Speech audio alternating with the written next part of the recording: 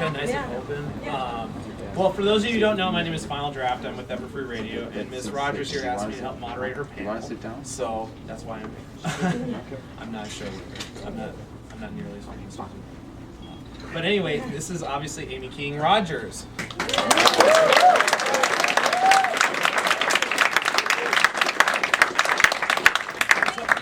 I'm going to approach this the same way I approached Emmy Larson's panel yesterday, which is I wanted to ask how you got into writing for cartoons. Okay. I'm going to rewind a little bit earlier in that because it kind of starts. I'm going to rewind earlier in that, and I shall tell you about how I got into cartoons. I was born and raised in Los Angeles, and ever since I could think thoughts, I wanted to be an actor. And so that was my goal in life, was to act. When I was in high school, I did theater, I did musical theater. Then I went to Occidental College, where I was a theater major. But when I was at Oxy, I needed to I run out of courses to take, and I still needed one more course in order to finish my major. So I had two choices, which was public speaking or playwriting. And I chose playwriting, and I was going to drop the course, and I was going to take public speaking because I was like, I'm not going to be good at this, I'm going to suck. And my teacher, who had known me for 4 years by this point, said, well, I'm not going to let you drop this course. You're going to be really good at this. And I was like, okay, whatever. So if I'm a crappy public speaker, that is why. Because I did continue writing plays. And in writing plays, I discovered that I had a really good ear for dialogue. And that was this amazing thing that I didn't have any idea that I, kind of captured people's conversations and, oh God, Emmy Larson. So once I found this, I began writing plays, but still my main focus was acting. And then I went to CalArts, and I was an MFA, I was studying for my MFA in acting.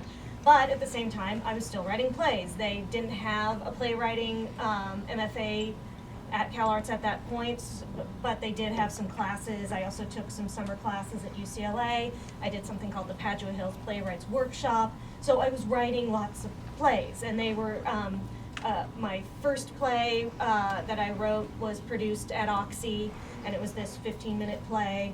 And then 3 of my plays were produced at CalArts. So, I wasn't just writing them, I was seeing them produced, and people liked my stuff. But I wanted to be an actor. So when I graduated from CalArts, I began to pursue acting. But it's a very hard job to try and get acting roles. And so I had lots of odd jobs. And one of my odd jobs was and I don't know if you guys will know what this is, I was an operator at 1-800-DENTIST. Okay. So it was a great job. Lots of actors and musicians had these jobs because we had lots of flexible hours, so you could go on auditions and things like that. I was a member of a theater company, so I was performing in plays, but I wasn't getting any acting gigs. And I was getting kind of sick of referring people to dentists. And my friend Pat Gatz, who, when my friend Pat started dating somebody when she was at CalArts, and his name is Mark Andrews. And I don't know if any of you guys know who Mark Andrews is. Mark Andrews recently directed a movie called Brave. And he also was the head of story on another movie called The Incredibles. So Pat and Mark dated at CalArts, and then Pat got a job at Hanna-Barbera Cartoons, and she said, hey Amy, do you want a production assistant job on Johnny Bravo? And I was tired of, again, referring people to dentists. So I said, yeah, sure. So I started being a PA on Johnny Bravo. But then that job ended because, with any show that's in production, you finish the season and kind of everybody gets laid off. And the first person that gets laid off is the production assistant. So I left that, and I actually went back to 1-800-DENTIST for a little bit and referred people to more dentists. And then I got another call from somebody who knew that I had worked on Johnny Bravo, but this time it was for a show called The Powerpuff Girls. And they said, hey, do you want to come be a production assistant on The Powerpuff Girls? And I had just gotten a promotion at 1-800-DENTIST.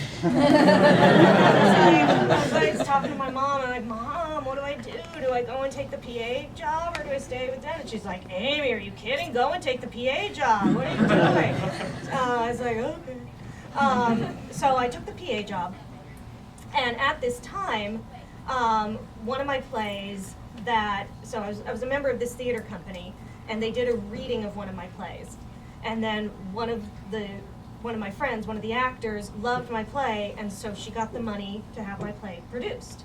And so my play was being produced in Hollywood as I was working as a production assistant on Powerpuff Girls. And when my play, finally opened, I was like, anybody gotta come see my play? And I put posters up and was bugging everybody. And at the same time, they were having, they needed a new writer on Powerpuff Girls. And I had been reading the outlines, I knew what it was about, and I was like sitting there just going, I could do this, and I'm bugging out. So the day that Craig McCracken was going to approach me and ask me if I wanted to try writing was the day I got brave enough to go up to Craig and say, hey, can you give me a shot at writing? And so that worked out very well. At first I freelanced while I continued. I'd gotten promoted to production coordinator by that point. So I freelanced being a production coordinator and writing outlines on Powerpuff. And then by the end of the year, I was head writer on the show. So that is how I got into animation. I just want to thank you for saving me 4 questions at least. Okay. You're welcome. I have a quick follow-up. Is there a writing job you have not done in the animation world? How do you mean? It was a joke. I didn't get it. No, I spent half the time thinking about a bad pun there. But anyway, okay, so you get the job with Ponies, and you wrote some of the earliest episodes, and this is something actually that M.A. Larson mentioned yesterday in his panel, which is that you wrote Ticketmaster. And how difficult was that episode for you to write because the characters hadn't been fully established yet, or was that something where Lauren came in and really gave you a lot of influence for it? Well, Lauren had written the 11-minute version of it. Yeah. So actually, Lauren gave me the best roadmap ever because she'd written the voices already. And so it needed to be turned in from an 11-minute into a 22-minute. And so we sat down and figured out how to flesh it out. And then I just went through and I went off of the voices that she had already established. So that was actually, that one, as long as I was falling in line with what she was doing, it worked out really well. Is there something that, as a writer for the show, like a characterization element that you added to one of the characters that maybe wasn't originally in Lauren's Bible, or something that you kind of put in yourself that has kind of affected the characterization that you're proud of? I mean, the most obvious one is Zecora speaking in rhyme, because she didn't previously. So yeah, Zecora, I did that to her.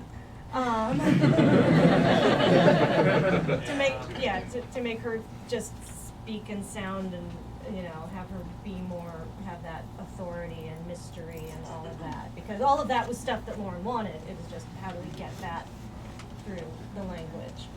I'm trying to think. I established that Soren eats pies. Well, I mean, that must be fun to write for Zecora. I mean, even in that episode. I mean, does it take you an especially long time to come up with those couplets, or is that? It takes longer and it's I mean, it's just you have to rhyme things, and you have to she's speaking cryptically, and so you don't want them to quite get what she's saying. So not only are you rhyming, you're also you're saying it in a confusing manner. So it's not even a clear rhyming couplet. It's a What are you trying to say with that? And then I just remembered this. I wrote an inappropriate couplet, which I didn't realize I did, in Cutie Pox, because I didn't know that something in England means something different than it does in America. So Zecora is saying, Apple Bloom's upset, oh, I'm not ever gonna get my cutie mark. And Zecora said something like, oh, I doubt you will be the age of a granny until you get a mark upon your fanny. And they were like, you can't say that. And I'm like, what? That's nothing wrong with that. They're like, it means something different. Okay, let's change that around. So, yeah, I mean, sometimes you're writing things and then you write things that's not right. So, it's a children's show. It is. It is. I see a couple kids here today. That's good. That is true. Well, I mean, you also wrote some other really, really well-received episodes in the first season. You wrote the season finale at the gala, which I think is worthy in itself of a round of applause again. I think you got one earlier.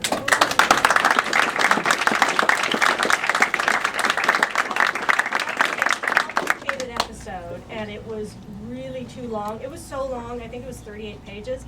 It was so long, I was like, maybe if they see how long it is, they'll want to make it a two-parter. And they were like, no, Amy, cut it. Okay.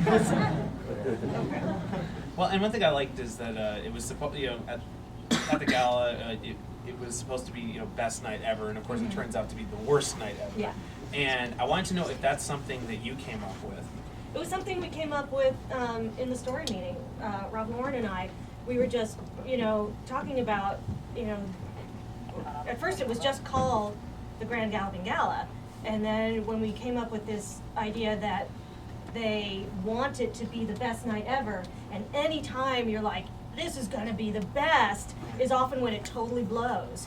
And, you put such high expectations on something, and Lauren and I talked about, prom experiences, because you're like, oh yeah, it's going to be so good and so magical, and just, I'm going to look so awesome, and, just you pin all of this onto this one thing, and then, it just never lives up to that, and you're hugely disappointed.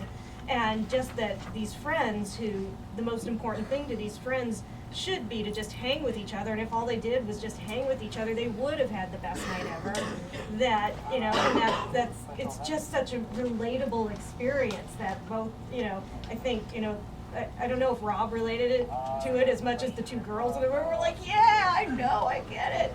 So once we latched onto that, it was like, okay, then how are these things? So we knew, okay, there has to be an epic song where it's going to be, reiterated, because we heard about it in Ticketmaster, reiterated that all the things that they think are super important. And as we were talking about it in that story meeting, I immediately heard the tune of Ever After from Into the Woods in my head. And I began composing it in my head as we're sitting there, because I was like, at the gala, da-da-da-da, and I was like, oh my gosh, and I'm going on iTunes, and I'm like, Lauren, you gotta listen to this, and it's not downloading. I'm trying to make a point, I'm like, this is really not a good point. So, but I then went home, and I was just my wheels were spinning, and I was super excited about it. And then so we knew, okay, you have to make that awesomeness happen, of this is what we're setting up, and then to go through and just, how do we smash that all to bits where they're just a hot mess. Well, I did like that you had Spike in the episode almost be your kind of your inner voice, where he kind of says, well, I was right, he was at Pony Joe's the whole time. Pony Joe. Yeah. Well, I was going to say, the gala episode, of course, is known for its song. You also have written other songs in the series, including the Evil Enchantress tune. And I wanted to know how much of your musical background went into writing the lyrics for the songs, because I know that you in an interview that we recorded told me that you had when you write these episodes, you'll record a little demo tape of what you thought it should sound kind of like, and then you send it off to Daniel Ingram, who adapts it. But really, in the end, you're focusing mostly on the lyrics, and so I just wanted to know if you could talk a little bit about that process. For me, I like to have, if I can have a tune, it helps me write. just because I am a musical person, but I'm not musically talented enough to come up with my own stuff very well, but I can sure cheat off other people's papers. But I like to sing, I like to figure it out and sing it in my head and sing it out loud. And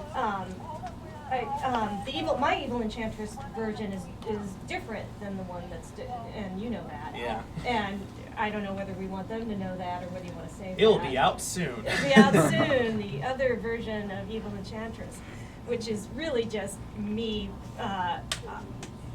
I'll say this. I expected that Pinky would be a little bit more off-key, let's say, and a little bit more odd when she was singing. So my version is her a little bit stranger. And they made it sound, less like. But yeah, for me, it's very much attached to a tune so that I have something to hang those words on and propel that music forward. One thing that Mr. M.A. Larson said during his panel, hi there, was that it's really difficult for him to write for Fluttershy.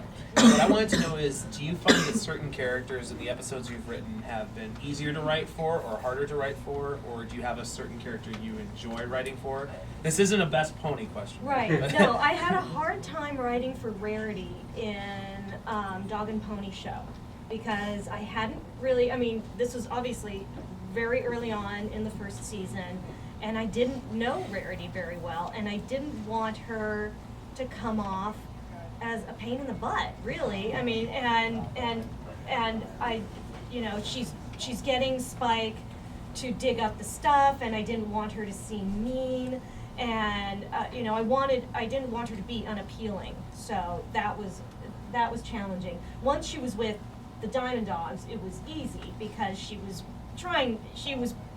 that was her goal, was to kind of annoy them and, have them go crazy.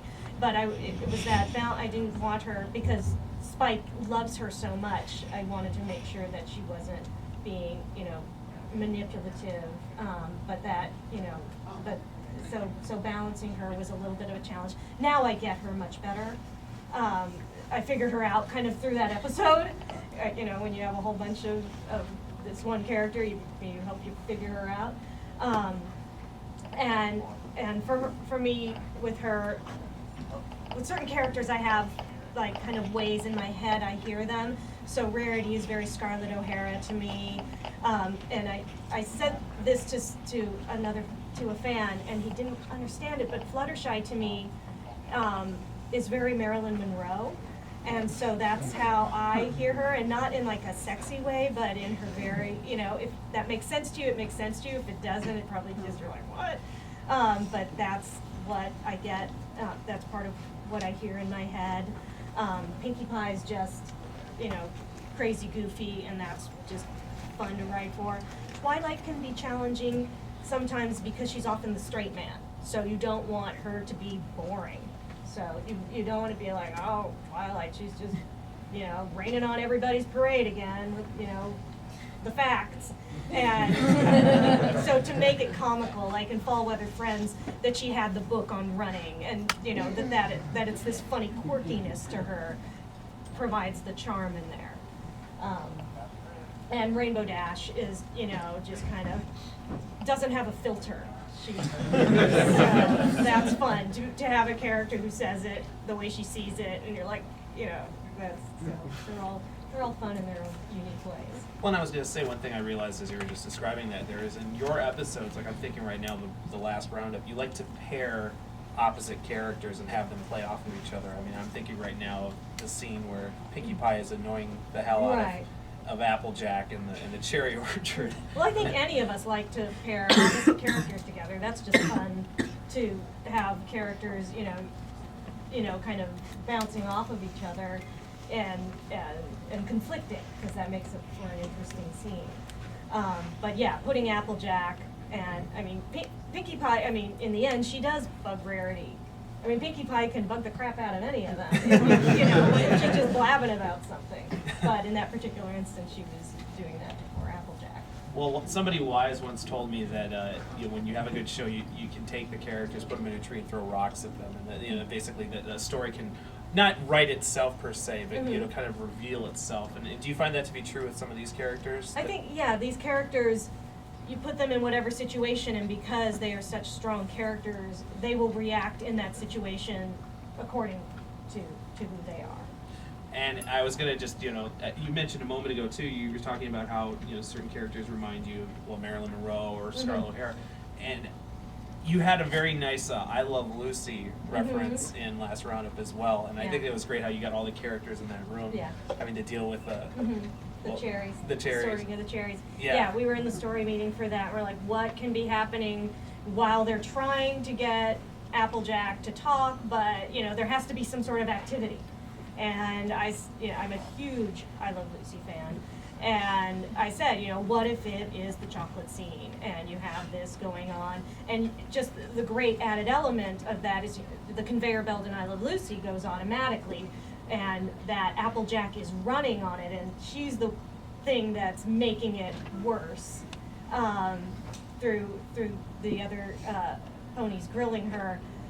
Just it made it so active of a scene to where they have to grill her, and the consequences for poor Pinky and Fluttershy on the other end. And it was an homage to that, but also putting it in our world and making it true to our world. Would you say that you like shows like I Love Lucy because of the writing style and that, how it throws characters into these absurd situations? Absolutely. Well, for one thing, when I was a kid, obviously I Love Lucy was in reruns when I was a kid, but when I was a kid, we didn't have a ton of channels and a bunch of options. I Love Lucy and the Brady Bunch were my two favorite shows growing up. They were also some of the only shows on when I was growing up. I like absolutely shows. For me, the fact that Lucy, she's always herself. She gets thrown in all sorts of situations, and she always acts like Lucy. And seeing that humor and how they always set up those situations helped me. But I also have to tell you, Brady Bunch comes up in so many. We would come in Powerpuff Girls meetings. We would be like, well, what would the Brady Bunch do? It's this touchstone for so many people of our age that watched it, and we would be like, yeah, that's very Bobby Brady kind of thing. So, that's also a show we watched. And there's, I think, even a Brady Bunch reference in Ticketmaster in the animation, at least, where they show the different ponies and tiles, like they do at the... Oh, yeah. That wasn't in the script. Okay, so that wasn't your doing? No, so that's just a happy coincidence? That's happy. Oh, very nice. Well, you actually work on other shows aside from Pony as well, and I wanted to talk about one that you've been putting a lot of work into, which is the Care Bears series. And despite the Hub's little flub up where they thought there were going to be belly bros out there, I wanted to know what the difference was for you for working on a show like that versus working on a show like My Little Pony. I guess the difference was I was kind of in charge of the writing. That was a big difference. And so I was the one saying, hey, hiring the writers and in charge of breaking the stories, and when outlines were sent, they were sent to me, and I would do fixes and that kind of thing. And I was really guiding, helping guide the ship on where these characters were going to go, and helping differentiate these various bears from each other. So it was just, and learning, it was learning about this whole new world. I'd never been in a world, I'd never been to Care-a-Lot. I'd never watched Care Bears, so to learn about this world and help develop it and see, where we could go with that, and make sure that it was different from Pony, because they didn't want a copy of Pony. They wanted Care Bears and wanted something unique and special in that world. well, I think in a minute here we're going to go to Q&A a little bit. Okay. But I wanted to know if there was anything else about the show that you would want to tell the fans, you know, before. About which show? About any, well, I was going to say about Pony, but actually really any of the shows that you've been working on, because again, you've worked on several. Yeah, I don't know if I have anything else to say about them. Really. Season 3 spoilers. Yeah, I didn't write on season 3, so I can't spoil anything. Oh, sorry. Yeah. I was working on Care Bears, so I did not write on season 3. But I've heard it's going to be awesome. So that is what I will tell you. But yeah, that's kind of my writing stuff. People want to ask me questions. Yeah. Why did you leave the writing team for season 3? I was offered a job as story editor on Care Bears. And as a freelance writer, you go from gig to gig, and you hope that you're going to be, get a couple things in a rotation. But there's no guarantee. But there's no guarantee. Whereas I was guaranteed to be story editor for all 26 episodes of Care Bears, and you gotta go, yeah, and you take that job. So that's Makes sense. yes. Oh, let me go to Rob over there. When you write a script, is it just full solo, or are there perhaps other people you work with to flush out ideas? Like the one time you worked with Lauren, is that usual, or do you work with producers a lot to flush them out, or It's is it usually just solo? what we do. Well, on My Little Pony, you would be given a premise, and then there's a story meeting that's held, and the story meeting in seasons 1 and 2 were with the writer and Rob and Lauren. Rob is the story editor. Lauren created the series, and then you break the story together. So you're always in that group. You tend to have a group of 3 at least, hopefully, and you get to break that whole story. So you're spitballing ideas and come up with stuff. So it's not. I mean, sometimes in situations you do have to break a story all by yourself. That didn't happen in Pony, but there are shows where it's like, okay, go figure out the story, and you're freelance and you're alone in a room and you figure out that story. So that does happen. But it's a much nicer situation when you have somebody to bounce ideas around with. And that's one of the reasons I think that Pony's really good. I did that on Care Bears. I'd make sure that the writer and I, got and bounced ideas around and tried to make sure, broke the story. That guy back there has been holding his hand up for a bit. Might sound like a crazy question, but will you ever return to the writing team or no? If I was asked, I would certainly return to the writing team. Woo!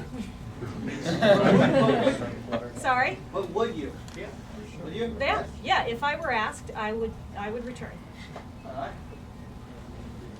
Yeah. For the first 2 seasons, how did they decide which writer was gonna write which episodes? Lauren and Rob tried their best to match people with what they thought their strong suits were. That didn't always, just depending on what the rotation was, that didn't always pan out, but they tried their best. And I've actually spoken with Megan about this because she's, Lauren actually has said that she tried to match people to what their strong suits are.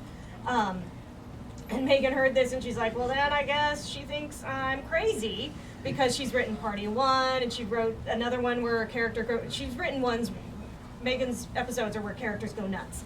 And so she's like, what does that say about me? So, but yeah, Lauren really tried to make sure that people had, you want them to have the most success as possible. Every episode, at least in season 1, and some of the ones in season 2 have lessons explicitly spelled out at the end. Do you have a favorite one? A favorite lesson? Or a favorite one that you had fun concocting, or something like that? I mean, the one that's kind of an amusing lesson is the one in A Friend Indeed, where, she's having to learn that, where Pinky's having to learn that she should, kind of not bug people so much and let them be, and they'll still be your friend, but that's that you kind of have to let things, not push so hard on trying to force yourself on people. And I thought that was, you know, that was a tricky one to write because because of how it was all phrased. You got a question right there? What was the most difficult pony episode to write? I think because it was early on and I didn't know Rarity well, I think Dog and Pony Show. It was also hard to figure out the Diamond Dogs. They went through a lot of different voices too, and it was tough to figure them out. So, yeah, the Dog and Pony Show was rough. You got chainmail there, I think. You said there's another version of People in Chains. Is there a longer version? It's not longer. It's just more off-key. It may or may not have been recorded, and it may or may not be released very, very soon. I see a question all the way back. Yes. Besides the gala episode, what was your favorite episode to work on so far? I think you might have already answered this, but. I loved A Friend Indeed because I got to write Pinky being so kooky. The fact that Cranky's toupee flies off and she steps on it and she's like, "Can anybody help this bald donkey?" And gosh, it was just, we didn't know if we'd be able to do that. And I don't know if you guys know Rob Renzetti, but he is bald. And so we're in this story meeting and we're like, bald, bald, bald. And he's cracking up and we're cracking up. And, you know, and then what they did with his you know, I didn't write for it to be, you know, like what his hair was and the design was so awesome.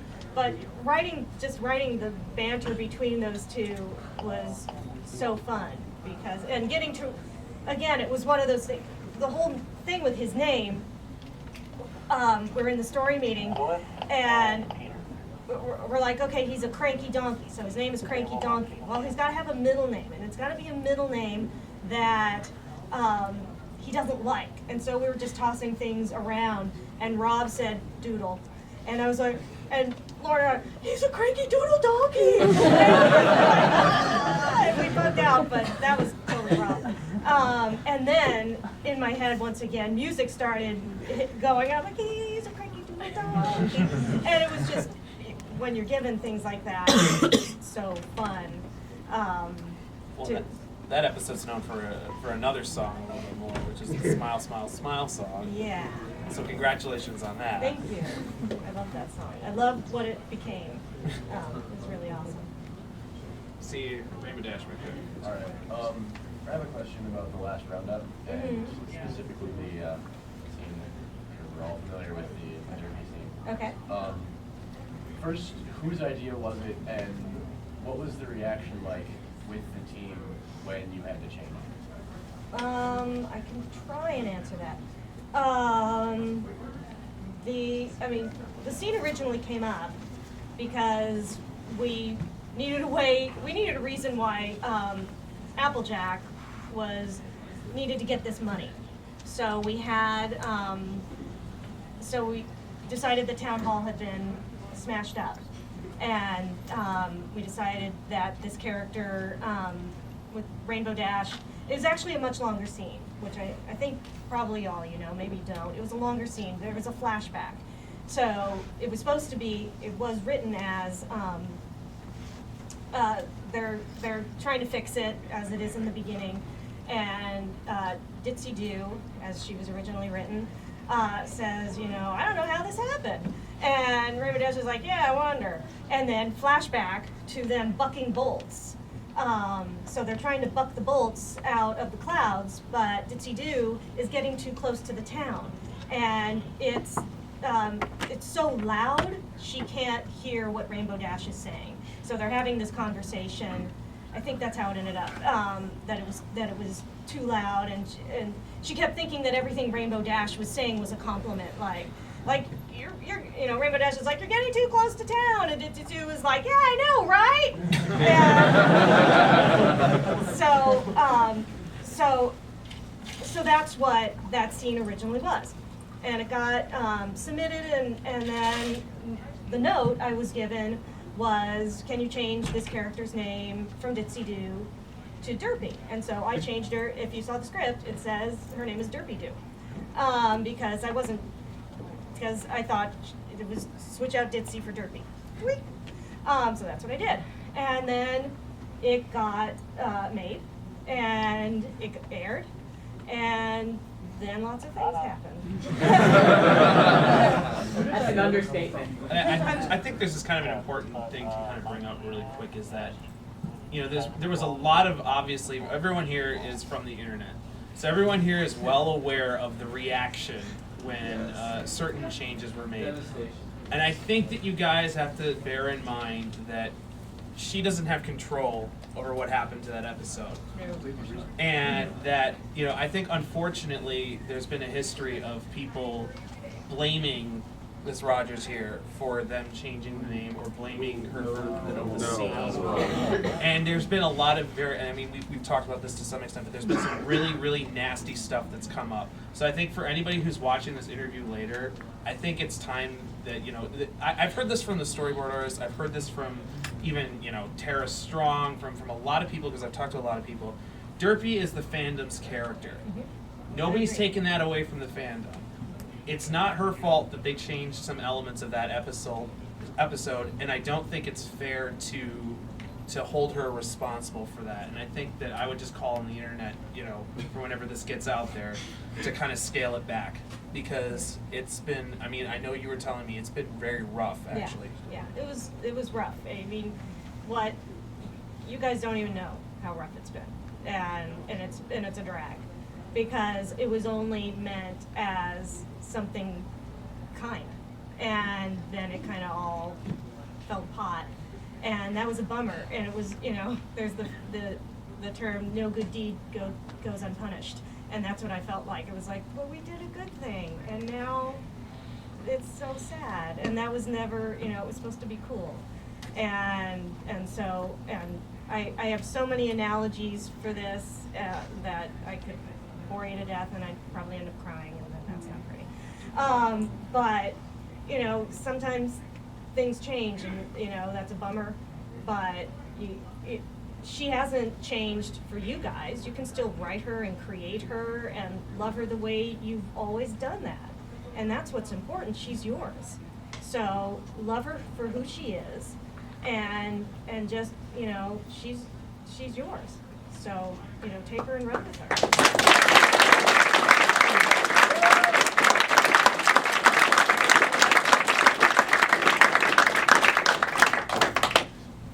We love you. We should thank you for writing the episode out of the way, because you did a really good job on it. Yeah. Thank you. No matter what happened afterwards, you still did a good job on it. Yeah. Thank you. Yeah. And that's what, it was like, so much focus went on that.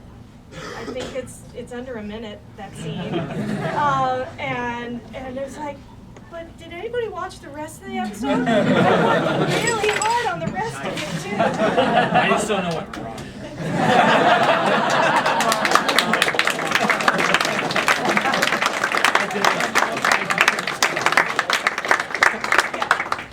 But so much focus went on that moment that I was like, did anybody watch the Chimichurri moment? That moment, that's a funny moment. Somebody quoted it last night at the karaoke before you got there. Oh, cool. The Pinkie Pie cosplay. I saw some people actually try making it. Yeah. Yeah. They had it there, they're like, I don't know which one to choose. Well, and I know Sabrina Alberghetti, who's Sibsy, as you guys all know her. She worked on that chase scene at the end, and she was all frustrated. She's like, that was my episode for the storyboarding, and everybody talks about that one scene. Yeah. And I think it affected Yeah. everything. Yeah. And a lot of work goes into these episodes. It's not just a trivial thing in any given scene there. So I Yeah, and think she did a great job with that chase. That scene was actually longer too. Another, you know, so they had to chop down the Ditzy Doo scene because the script was too long. And I was so bummed when I watched it. I'm like, oh, this scene, you know, I wasn't even, everybody, you know, was getting these emails and people saying stuff, and I hadn't seen the episode. I was like, what's going on? And so I watched it and I was like, well, she sounds different than I thought. Okay, whatever, I'm not offended. And then I said, and actually what bummed me out was like, but they cut stuff. So that's what bummed me out. And then and then it got to the chase scene, and the chase scene was there was a lot more kind of hijinks in the beginning, and they kind of trimmed it down. I'm like, way better. Thank goodness. Cut to the chase, literally. I see someone in an appropriate shirt back there.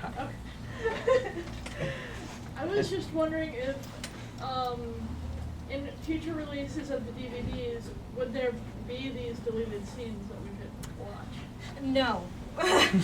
Yeah, we talked about this a little earlier, because these things, they get cut out before they get animated. Gotcha. Because Too bad. once you get to the animation, I mean, that's what I'm pretty sure that is true.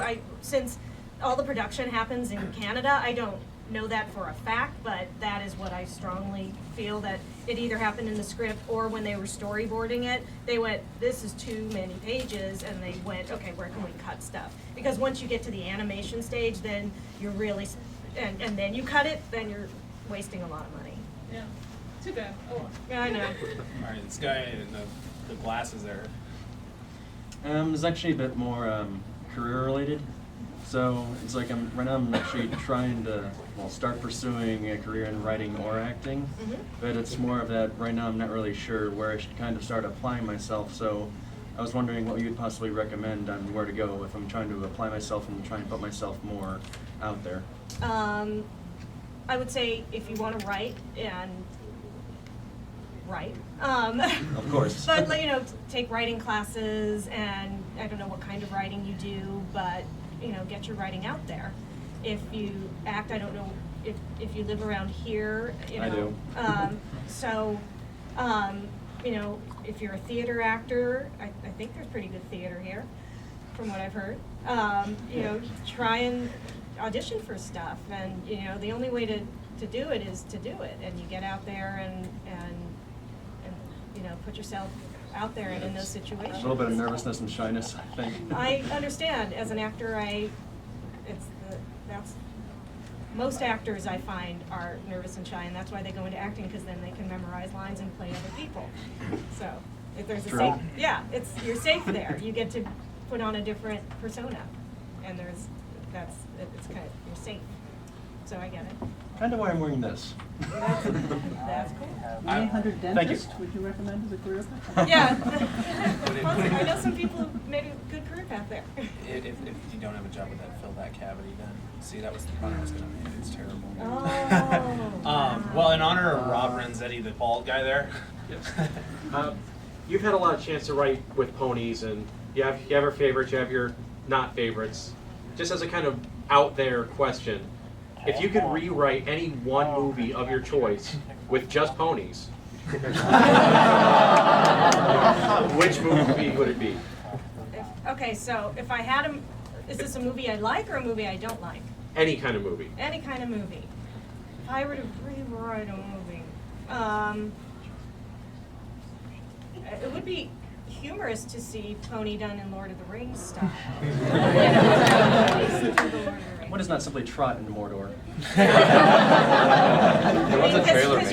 Because with Pony you have so many awesome villains, you can kind of put those things in there. And that could be pretty cool.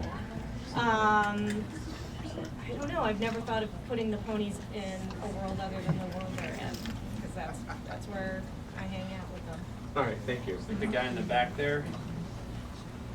You've already given your opinion on the whole derby thing, and we understand that she was used in that episode as a device to move the plot forward. But if you had the creative freedom to do whatever you wanted with her, what would it be?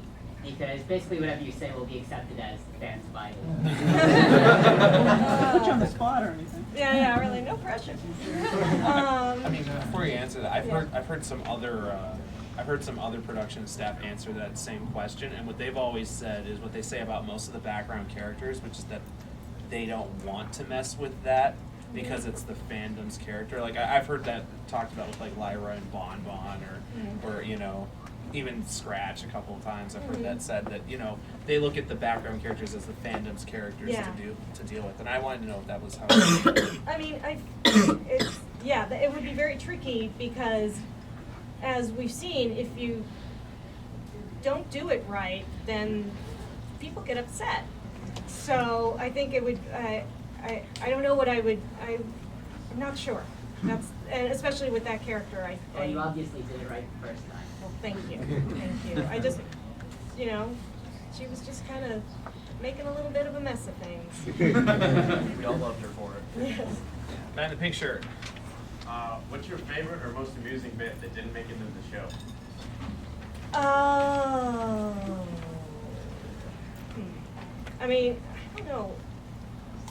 Most of the jokes actually get to stay in. It's kind of the dead wood, the stuff that you don't need that gets cut out of there. So, you know, like the flashback, it was a funny flashback, but we didn't need to see it. We got the gist that, okay, obviously this lovely gray Pegasus has messed up the roof. And that's all you really need to know. You get it through their conversation. But that is something I kind of miss, because it just, you know, filled out the scene more. I don't know about, you know, the funny stuff though. There's nothing really coming to mind. All the way in the back.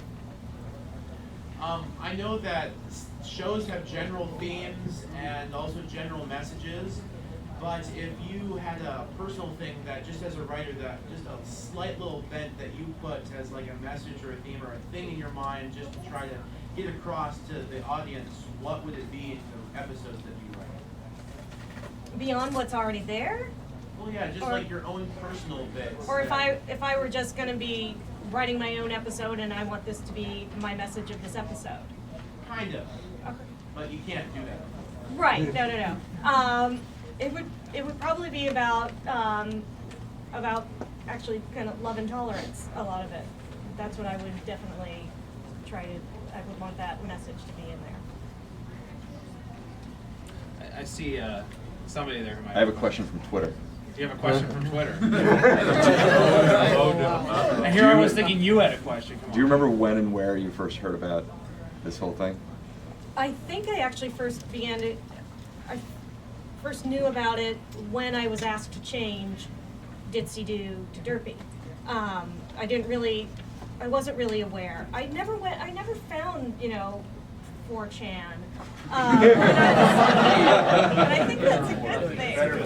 I know, but after I watched episodes, I would go, I wonder what the fans thought of it. And I never found the right places to look. I kept going, I don't know if anybody's heard of this, toonzone.net. See, crickets? I still remember it a little bit. But you do know it or you don't? I just haven't seen it in a while. Yeah. So this is what happens when I talk about my website. Okay.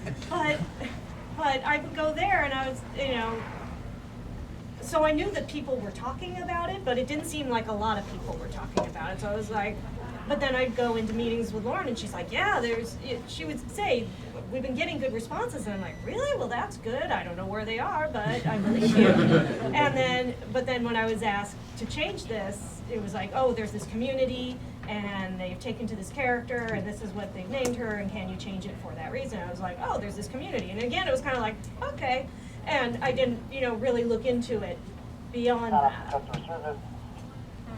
Guy in the suit.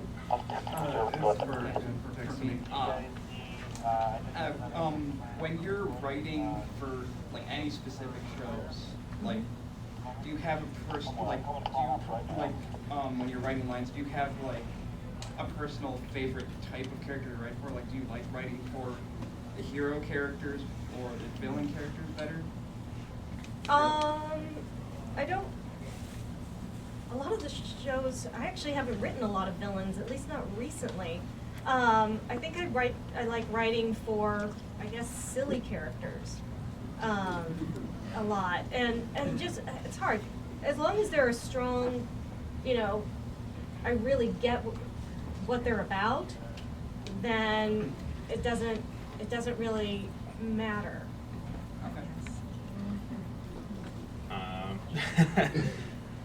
Guy with the beard.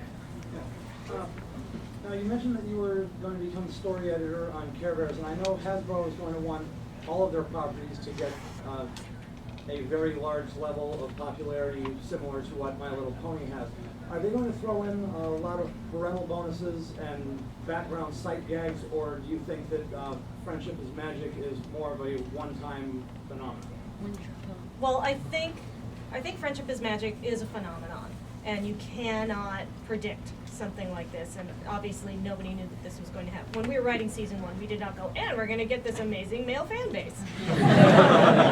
that wasn't at all what we were thinking. I'm actually currently done story editing the first season of Care Bears, and in writing that, I wrote it and story edited it with a similar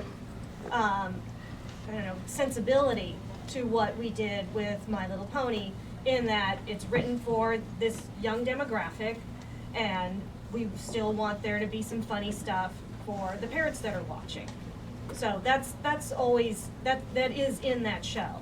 And it's something that we do think of, because we want parents to want to have the show on. We don't want it to be like, oh, my kid's watching that. You want them to go, oh, cool, there's a funny joke for me in there. But that's, that was true when we wrote on Powerpuff. It was the same sensibility. I think we got time for just about 2 or 3 more questions. Okay. So, the guy with that beard. For when you're trying to think of a situation to throw all your characters into, what type of process do you go through?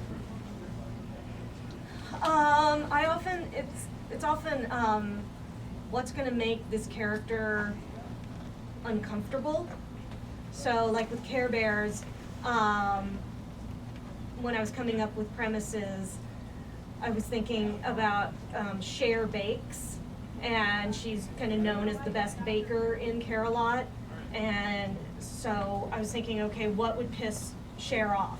And I decided it was if Grumpy was, if Grumpy showed up to a party with some, this sad plate of cookies, and everybody eats them, they're like, these are the best cookies ever. And Cher, who is supposed to be a sharing bear, then gets incredibly jealous. So to take, this bear that is, supposed to be so generous, and turn it around where she begins to just lose it, because her baking isn't as good as Grumpy, so it's taking somebody and really just turning them around and messing with them, and so that we can explore that element, and they can then learn something and go, whoa, that wasn't a cool reaction. When you kind of did that on Mystery on the Friendship Express, where Pinkie Pie is the one trying to be the deductive detective, and failed at it miserably, but yeah. You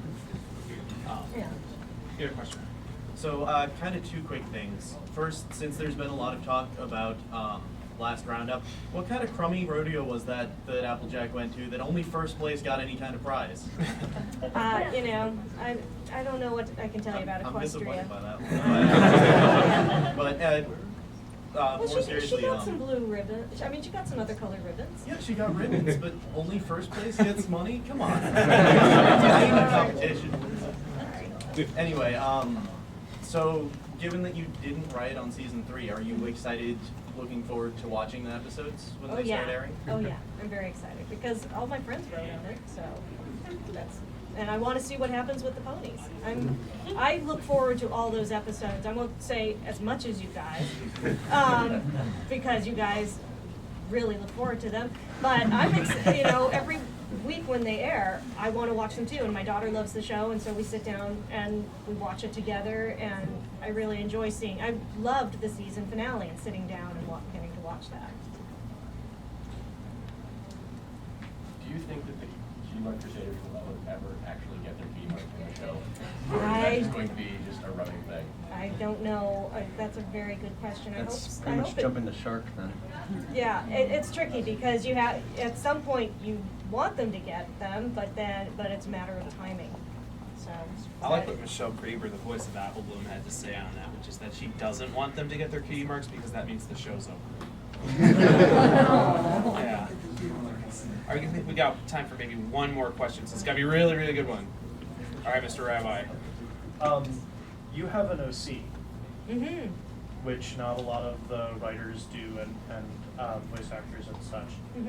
So, when did you decide to design that pony, and how was that? What was that like? It really just came up with going to BronyCon, actually. They wanted, I forget why they wanted it, but they said, do you have an OC pony? And I said, no, I don't have an OC pony, and then somebody made me an OC pony. It's really funny, because I did the program book for BronyCon, and they told me you already had one, and we had one for you and had to change it to Oh, what you bizarre. designed. Yeah. Oh. I don't know, I actually can't remember exactly how my pony came about, but it was right around BronyCon, and I didn't know. I mean, if somebody else had drawn it, I would have been like, oh. Oh, but, well, there was one version of my OC pony, the green face one. Right. Yeah, I looked like Lucille Ball, who was seasick. And you would know what Lucille Ball, I mean, it was seriously, she was like, it was the most, I was like, I don't look like that, I'm really cuter. So I was like, so I actually had a conversation saying, hey, can I be a slightly cuter pony than that? And so now I am a cuter pony than that. And I named her Tippy Tappy, if you want to know what my OC pony's name is. And her cutie mark is Chimichurri Chonga. Not age, but the words, not if it's, not age. Not age, I. It's all a matter of writing. Well, before we end this, I just want a quick raise of hands. How many of you guys in here are on Twitter? Raise of hands. That's a lot. Okay, everybody who's on Twitter should follow this woman here. She has a Twitter account. So do. Awesome. Wow, everybody already did. Well, yeah. Same thing goes for Emmy Larson though and Charles Littleton here. So go follow her on Twitter. All right. Well, I think a round of applause for her.